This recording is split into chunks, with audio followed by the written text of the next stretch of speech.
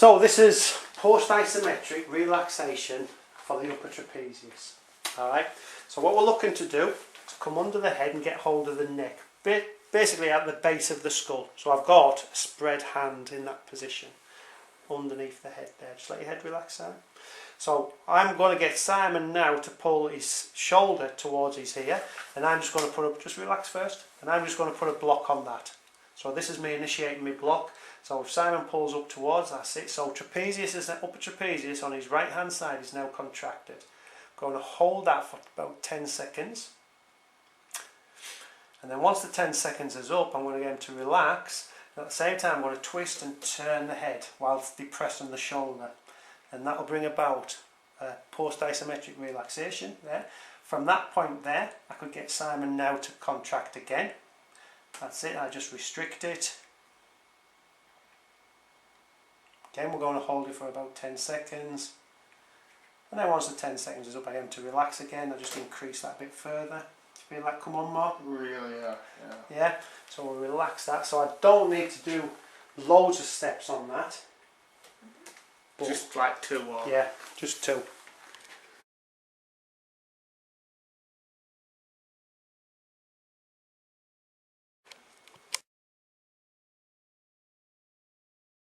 So this is a variation of an upper trapezius post isometric relaxation technique. Alright, so this is going to target the anterior aspect of the upper trapezius. Okay, so keeping his head straight as it is, I'm just going to lengthen the head out, so I'm just pulling a little bit to lengthen it out, and I'm going to turn him to the side like that. Just going to keep his head there, apply the same onto the shoulder. Simon would then contract up towards his ear. Again, I'd hold that for 10 seconds, and then when he relaxes, I'm just going to ease it out there. Do you feel that right on the anterior part of your upper trapezius? Yeah. Okay, obviously I'd do that both sides. So I'll do exactly the same on the other side. This time we're going to target the middle fibres of the upper trapezius. So what I'm going to do again, take hold of the head, just open it up, so I'm just lengthening out that, and then I'm going to turn him 45 degrees, take his head over to there. So we should be at a little slight point of bind again. Hold that, we're going to do exactly the same. He contracts his shoulder up towards his ear. Again, we hold that 10 seconds. When the 10 seconds is up, he relaxes, and I just increase that. And you should feel that a little bit further back now. And then I come back out. And then this time we're going to target the posterior aspect of the upper trapezius. So this time again, pull out a little bit. I'm going to turn him a full 90 degrees, take his head round towards his shoulder on that side, hold that, and I'll get him to pull his right shoulder up again. And then when the 10 seconds is up, he relaxes, and I just open that out. Feel that one further back again? Yeah. Yeah? Going to relax. While I've got him in that position, just one thing to point out, which I didn't do at the beginning of this one specifically, it's always good just to open that shoulder down a bit. Depress the shoulder, because otherwise you're pushing the chin straight into the shoulder. Yeah. Alright, and then obviously I bring him back to a neutral position before I would turn him to go to the other side. Okay? Yeah. This is performing PIR on Levator Scapula. Okay, so again, what I'm going to do is I always like to just lengthen out that little area a little bit, so I'm going to just lengthen him. I'm going to bring the head up. I'm going to turn him 45 towards the chest line, if you like, in line with his arm. Okay, so I'm going to come to that point to bind a little bit to there, and then from there I'm going to support the head, hand onto the shoulder. And again, what I want you to do this time, Simon, I want you to actually contract backwards into my hand at an angle. That's it.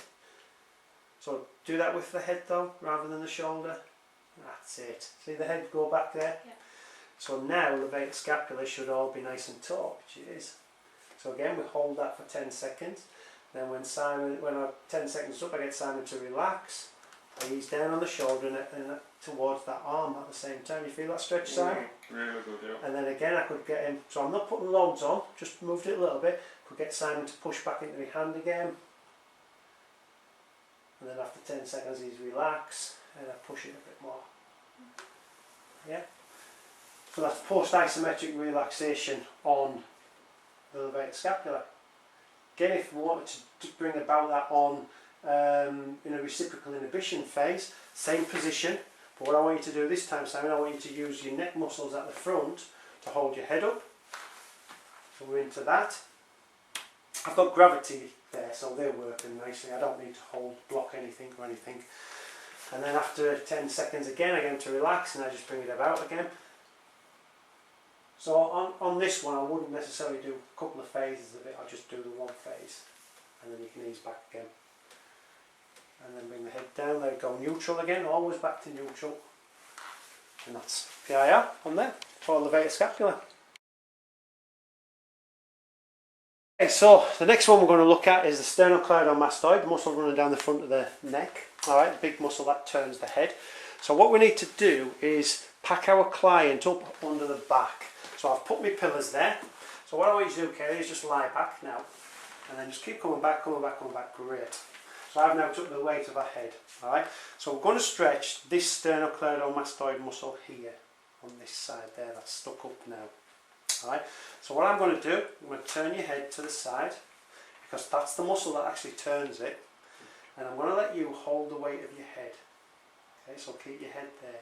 So straight away gravity's acting on it, so we've got to get the contraction in to hold the head where it is. Yep. Okay. Where it attaches down onto your manubrium of your sternum, alright, I'm just going to come in, hand. Now obviously I've got a lady there this time, so I've got to be a bit more cautious, so I'm just going to put a hand onto the clavicle manubrium area. And then from there, Kaylee, all I want you to do is just take a nice breath in, breathe out and let it relax. Just going to let the head drop on its own. Feel that stretch there? Yeah. And then all I want you to do again is just hold that there again. Because I'm going to take this a little bit further. Again, that 10 seconds comes in.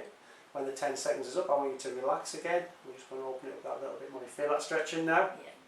Yeah. Yeah? And then we come back. And then let's sit my client back up. That's Sternocleidomastoid, PIR. Okay, so just a little point out so you can relax your head. So I'm going to turn you back to your left. Yeah, so we're stretching back this side. Again, with a lady, I mean, I was very restrictive. I kept my fingers closed, but what I can do is get Kaylee to bring a hand up, just put it across her chest there. So now I've got a nice area for me now to put on, just to put that little bit of pressure, and I'm not actually then doing any touching anywhere I shouldn't be. Yeah. Alright, so that's a good way to do it with a lady. Yeah. Okay, and we'll stop at that.